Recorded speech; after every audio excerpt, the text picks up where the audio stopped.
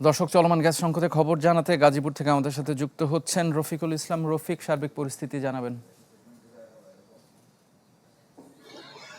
ইফতি, গাজীপুরে যে গ্যাস সংকট রয়েছে সেটি কিন্তু এখনো রয়েছে। অর্থাৎ আমরা যেটি দেখছি, বিভিন্ন বাসাবাড়ি, শিল্প কারখানা, তারপরে সিএনজি স্টেশনগুলোতে কিন্তু আমরা লম্বা লাইন দেখতে পাচ্ছি। তাছাড়া বাসাবাড়িতে তো গ্যাসের সংকট রয়েছে, পাশাপাশি শিল্প কারখানায় কিন্তু সবচেয়ে বড় ধাক্কা লেগেছে আসলে এই গ্যাস সংকট থাকার কারণে।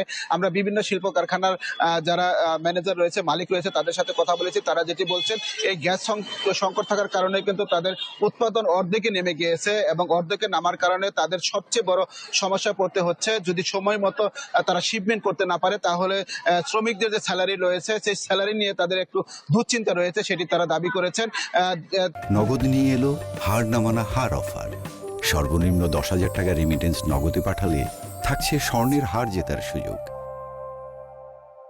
তারা যেটি বলছেন, গ্যাস সংকট কারণে কিন্তু তারা আসলে শিফট করে তাদের যে সমস্ত মেশিন রয়েছে সেই সমস্ত মেশিন চালাতে হচ্ছে। বিশেষ করে আমরা যেটি দেখেছি যে ফ্যাক্টরিতে বয়লার এবং স্টিম রয়েছে, সেইখানে কিন্তু বয়লার বন্ধ করে স্টিম চালায়, আবার যখন স্টিম চালায় তখন কিন্তু বয়লার বন্ধ রাখে।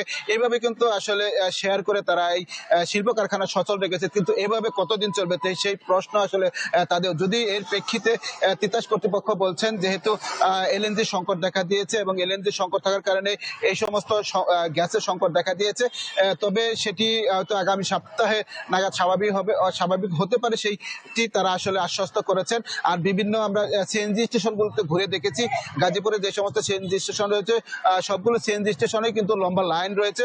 তবে আমি যে সিএনজি স্টেশনটি রয়েছে, এই সিএনজি স্টেশনে একটু প্রেশার বেশি থাকার কারণে এই সিএনজি স্টেশনে কিন্তু আরো লাইন লম্বা রয়েছে। তবে সকলেই কিন্তু গ্যাস নিতে পারছে, তবে লম্বা লাইনে দাঁড়িয়ে থেকে তাদের নিতে হচ্ছে। এই ছিল গাজীপুরে আসলে গ্যাস পরিস্থিতির সর্বশেষ খবর। ইফতি। রফিক, আপনাকে ধন্যবাদ। দর্শক, ঢাকার বাইরে গাজীপুরের ইন্ডাস্ট্রিয়াল জোনের গ্যাস সংকটের খবর জানাচ্ছিলেন সহকর্মী রফিকুল ইসলাম।